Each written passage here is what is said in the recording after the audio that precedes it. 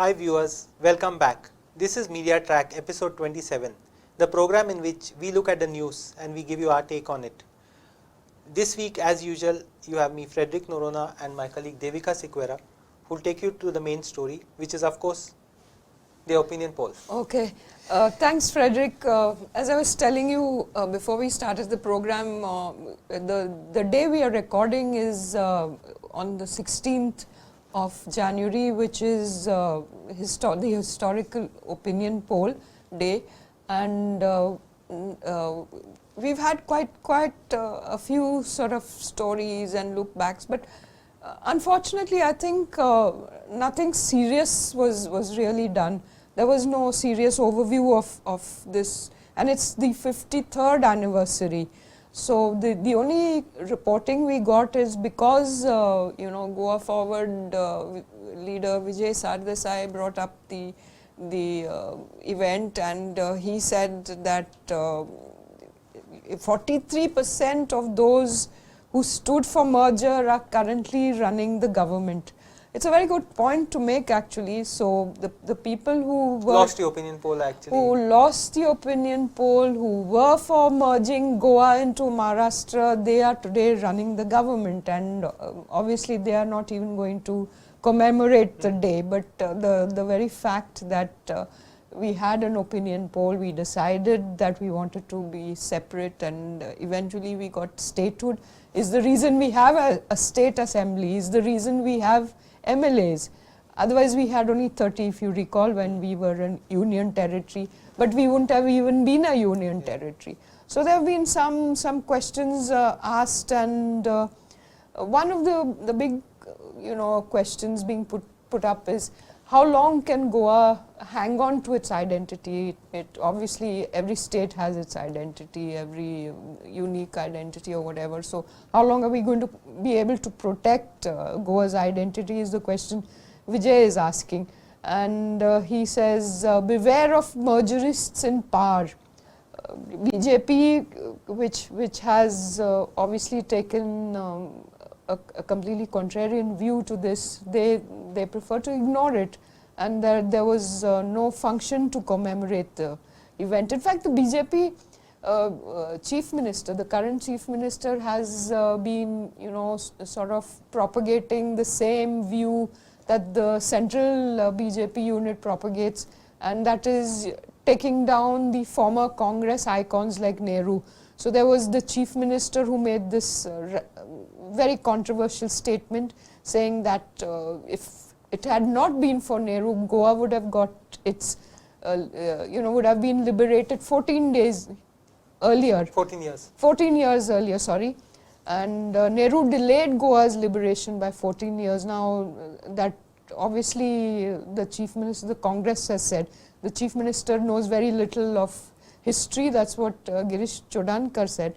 Sawant is ignorant of historical facts, and if you recall, you were obviously not born in those years, but eventually, when I've been writing about Goa's liberation, etc., I've referred to a lot of the old documents and the speeches, and there was this UN resolution passed.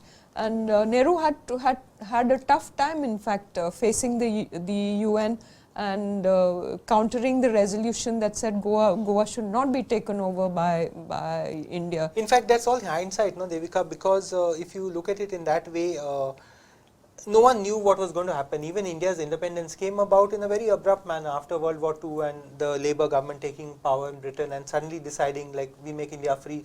So to say that Goa would also become free and all that was it's like a issue of hindsight and absolutely, it's sort of political scoring very cheap political points, I think, because these are big events in history and you have no control over it. You don't know which way it's going to go, and you have to look at them in a different way. Now this is just petty, spiteful politics being played by the BJP, and in this case on Goa's opinion poll day, they should have, and in my opinion they should have celebrated it in a much at least commemorated the event. It's just ignored as if it didn't happen at all. So incidentally, there's a new book come out. It's a biography of Krishna Menon, V.K. okay, Krishna Menon, yeah, who played a big role in the full developments in Goa. So one way or the other, because many people feel that it was he who also influenced Nehru. yeah, I mean, going into what if possibilities is a different game now, but in those days they had a tough time because while colonialism was a dead idea, yeah. Portugal was quite influential in NATO, and they had this alliance with the US, with the UK and with Britain, and the US was also worried about the Cold War things. Yes. So to say that what could have happened, what should have happened, that's something else. I know, and Congress MLA Reginald Lorenzo has made a very crucial sort of observation. He said one of Nehru's famous quotes to protect Goa's identity is, he quotes him, "I felt for a long time that Goa had a distinct personality." Distinct personality would be wrong thing to say. I think he said distinct identity, and it would be a pity if anything were done to take it away. He also made the point that, if we didn't have this opinion poll, hadn't happened and we hadn't stayed separate, we would have been just a district of Maharashtra. That is a very obvious takeaway from this. So one should look at the event in perspective. But the poll was also quite close. No? That's a point not many people talk about. When Vijay says that 42 or 44% voted against, so that means that the poll was actually quite close in that sense. It was 34,000 was the difference, but also don't forget that there were many caste factors involved in it. There were. So we are talking now post-liberation. And post-liberation, there were these caste factors that divided Goa's sort of society into, you had the Catholics and you had quite a few of the Saraswats teamed up on one side. And on the other, you had the Bahujan Samaj, who felt that, at least Bandorkar had convinced them that their future lay in sort of in the melting point of Greater Maharashtra. With less hegemony from the dominant. Yes, so having been subjugated for so many years under Portuguese rule, it was easy. As a way out. Yeah, easy to, and also the word here I think it would be that they would be able to, empowerment is the word I'm looking for, and there was this idea of empowerment sold to them. Now, that many years later, when we look back, in fact, Herald had this interesting attempt to sort of discuss, have we given ourselves the Goa we voted for? So that is the question they're asking on the opinion poll day, and they talk about Jack Sequeira and Purushottam Kakudkar being the two sort of main proponents of this whole movement that brought Goa's separate state. But the fact is, these are very rhetorical kind of arguments. Where have we reached? What have we lost, etc. It is not to do with the opinion poll and what we voted for. It is more to do with the way politics has played out in Goa all these years. It's also a runaway horse in a sense. Exactly. We've just been going downhill with all the political, decisions taken, and all of them stem from the fact that politics has become a kind of, a thing to propagate one's own personal interests, if you look at it. So, and this is what we discuss in these days. So. Yeah. So if we've while talking on this point, there was just another slight issue that comes up. Two actually issues. One is that the Maharashtra Congress was quite divided on this opinion poll thing, and some of the leaders actually supported merger and things like that. They were. Chavan supported merger because it would have been a greater Maharashtra, and they would have, obviously they had interest in, I'm told they had interest in mining too.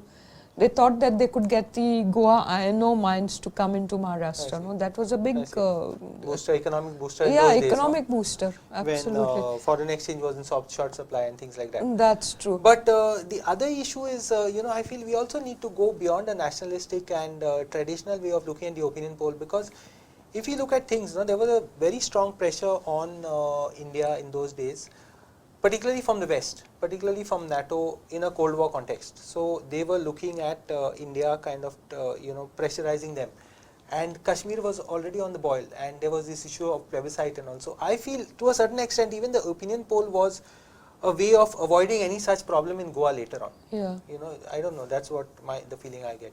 But I think there's also quite a bit of nostalgia involved with the opinion poll, just as there is with the Mando and other sort of very things that touch us to the core of our race, so to speak. And even the opinion poll, when you talk about it with people who lived through that period, there is this touch of nostalgia, and we saved ourselves. Yes, in a way, and also the memories it brings back of how everyone sort of fought very hard to get it. And what do you think happens in these days now? You have the BJP government being run in Goa, and they have a new organizational head, Tendulkar. Tanawadi has taken over from Tendulkar, and rather than talk about how the government is doing, this government has been in power from 2017. We are in 2020, that's 3 years into a government, and there have been a series of failures. Mining, which was stopped in 2015, has not restarted. Then you have tourism is on the decline, and also quality tourism is on the decline. Then you have the inability of the government to sort out even things like garbage. So there is this constant distraction, to take you away from the real issues, and all the BJP has been doing is boasting about how many more they can poach. Which is quite an act of bravado in the sense that where does it come from? It is not even, yes, it is bravado, but also it just sort of dismisses the fact of the electorate. The electorate voted not for the BJP, which got only 13 seats. It gave the Congress 17, and then there were a lot of other, Goa Forward had 3, and then you had another 3 independents and so on. But the very fact that these people were rejected in a way, and now they're talking on this, we will win Margao, we will win Fatorda seats in 2022 elections. So what's the total that they are expecting as per that statement? 30 seats out of 40. And they've also gone on to say that we would have taken over 3 more MLAs from the Congress, boasting about that, which is quite strange. And the Congress is left with 5. In fact, I met a Congress MLA the other day who went on and on about, how the Congress has let him down, etc. How they complain in their usual stance. But what I'm saying is, here we have a government that is not functioning the way it should, and we have so many misses and so many, and it's talking about poaching more MLAs. Now, isn't this ridiculous? Shouldn't we be asking them, what are you doing for us as citizens of this state? You made the earlier point about identity politics and people also, harkening back to the opinion poll. Of course, identity politics is a very strong thing, and we feel very strongly about it, especially when identity is under threat. But the fact of the matter remains that we have not been able to build, Devika, would I be right in saying, a common approach across Goa? It's still divided by religion, by caste, by region, by language. There is no one Goan identity at this point. It's very fractured. Would it be right to say? It is very fractured, and there is also this, whether we go to the UK, whether we go to Australia, whether we migrate, wherever it is we migrate, one of the factors that have held us together is the Goan identity. Okay, but what is the Goan identity? That's not defined. It's disputed. It is different for different groups. It is different for Goan Christians, Goan Catholics. It is different for Goan Hindus. Now, the Goan Catholics, I think, are more tied to sort of The music. Western, yeah, Western. No, nice, it is not Western. I've been sort of thinking about this. They're more tied to music. So does the Western music bring a kind of nostalgia with you, or is it the Mando? See, of course, that merger is happening, and I would say that people of our generation are much less divided than people of our parents' generation, maybe.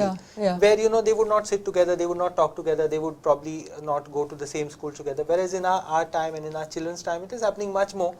But maybe even the political trends we see till 79 or so, maybe there was still the UG-MG divide. There was the opinion poll merger versus anti-merger. After that, it became a kind of a khichdi. I'm not using the word khichdi in a bad sense, but things got mixed up. When after the 80s you had a Congress experiment where it was a mix of MG dissidents and UG people who entered the Congress. And then after 1990 you had a PDF experiment and then MG ruling, and after that it's changed. But it was still, till then it was still very much gone, I would say. What is happening now with the BJP, sort of,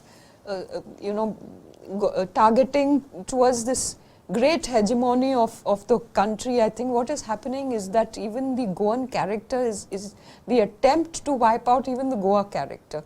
So the more freebies they give out, the more they invite people from outside to come in, the more influx they attract. It is to give them a vote bank, but it also sort of neutralizes the Goa identity in so many ways.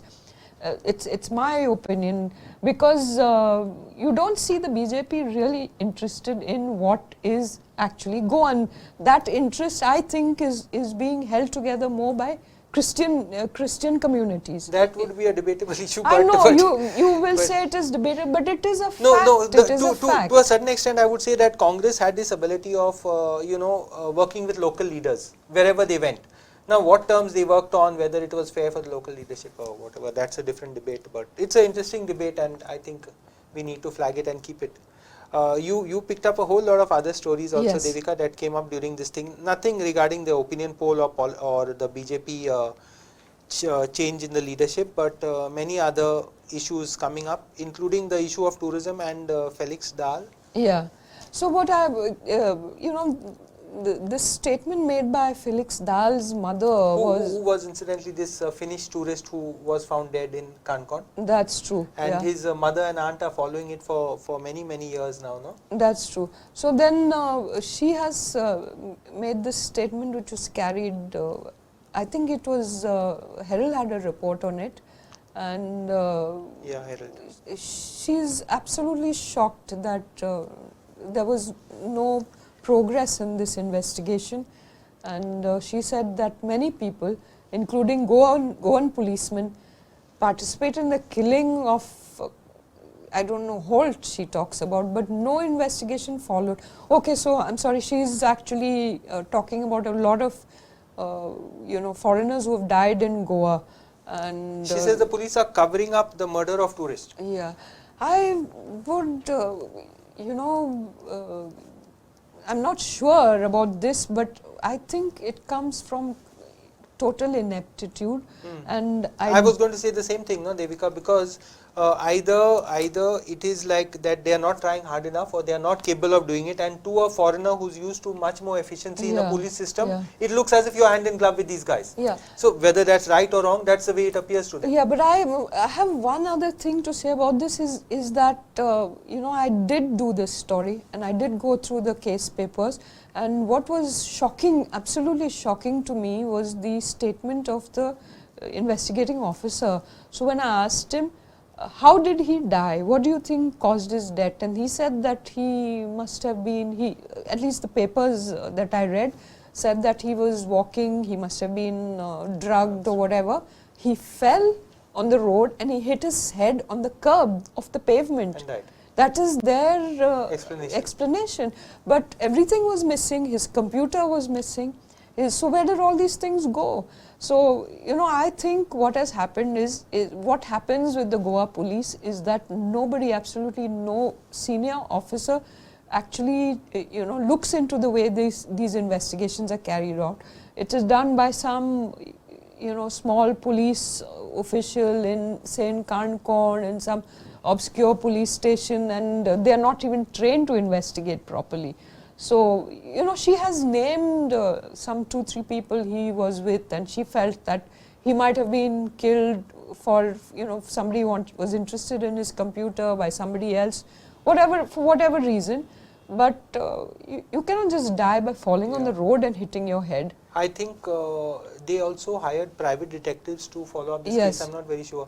But you know, the mother and the aunt, it's quite tragic because they've not got closure on his death. No, see, he was a youngster from Finland, maybe in his early 20s. Yeah. So his mom and his aunt must be in their 40s, I guess, 40s at the most 50s. Yeah. So they also quite young in that sense. So Yeah. they've been sitting there and following up this case for the last 8 or 10 years. They've formed a network of relatives of people whose you know, whose tourist relatives have got killed or died in Goa, whatever way.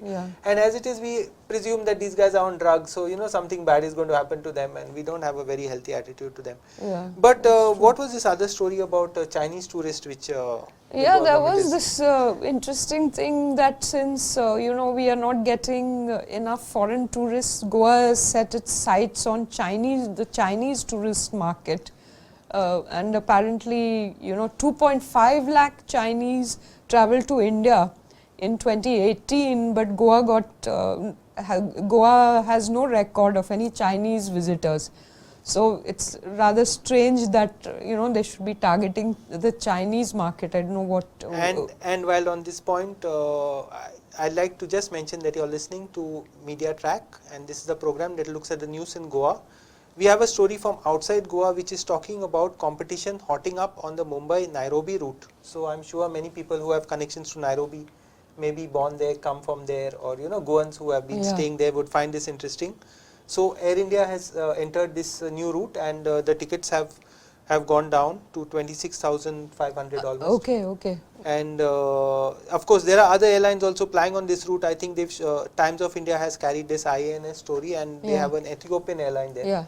So Kenya also has a big airline industry. Kenya, Ethiopia, and of course South Africa. Okay. So in the African continent, you know, these are the bigger players. It's an interesting journey. All these planes connecting Bombay with Africa early in the middle of the night, you can say. Yeah. So as I was saying, Frederick, they are now looking at the Chinese market, and so they've quoted a few people who say that they have approached the Chinese market, and a delegation from China is expected in early February for talks, discussions with private airlines and the government and representatives of the tourism trade, etc. On the same note, there was this very interesting story where, you know, apparently the chief minister admitted that even peons have been going on tourism jaunts when they go for these, you know, travel marts. So you can imagine how much money we are spending on people who have nothing to do with tourism. So they go on in what capacity? Just as part of the government delegation? Yes, they go as part of the government delegation, and they're probably just taking them on a real junket, if you ask me. Okay. You know, Frederick, there was this story about the 4 tigers that were killed, and 4 men have been arrested. I was just going to ask, because it's so complex and it has many, what's the latest on it? Yeah, so the thing is that all the 4 men who were arrested are from the Dhangar community in Valpoi, and there was, at first there was this outrage that 4 tigers have been killed, obviously because, you know, tigers are, you know, they're going to run extinct. At the rate they are disappearing. And they're also crucial in our food chain, and they are very... right. And but now the 4 men have been, so there's been quite a bit of reaction in the village, and the Dhangar women and kids have been left in the lurch because these 4 members of the family were the only earning members, and they've been saying that the government values animals more than humans. That's what the Satari locals have been protesting. So, but this animal-human conflict is a serious issue in many parts of the country, and it's not so easy to solve. Now I'm saying not so easy. I don't know. I'm not taking sides. That's true. In fact, the representative of the Dhangar community, that B.D. Mote, he represents the Goa Dhangar Samaj Seva Sangh, He said that Dangar's at the receiving end of stringent foreign rules. Forest rules. The Chief Minister also has made a statement saying that they will be relocated, etc. And the thing is that on the very day after they were arrested, a tiger killed a cow that belongs to the Dangar community. I once had a chance to visit a Dangar home somewhere in Satari. I was taken by Dadu Mandrekar, our Dalit activist That's friend. right. So he said, you must come and see it. And when I went there, I was totally shocked because to our stereotypical mind, they don't look Goan at all. Yeah. They are probably Aboriginal communities They who are. were here before all of us. True. And their names, I still remember this guy's name. His name was Bomo Pandar Miso or something like that, which doesn't fit into any concept we have. Yeah. They have a hut made purely of thatched leaves, and part of their hut is for the cattle. Yes. Inside, indoors. Yes. So I'm saying I think Dr. Bernadette Gomes has done a study on the Dangar community, but it's not That's out. true. Well, there was this story, the whole CAA protests and about the NRC, etc. So there was a story I saw in the Times which talks about what are the requirements for proving your Indian nationality, your citizenship, or to get yourself registered. So there's still a lot of confusion. Yeah, it's not been defined as Not yet. defined. On December 24 last year, the Commerce Minister Piyush Goyal had said that the sharing of Aadhaar would be optional. The INB Minister Prakash Javadekar said the NPR would involve self-certification or self-declaration, while Home Minister Amit Shah had said voluntary meant it was okay if some information wasn't there.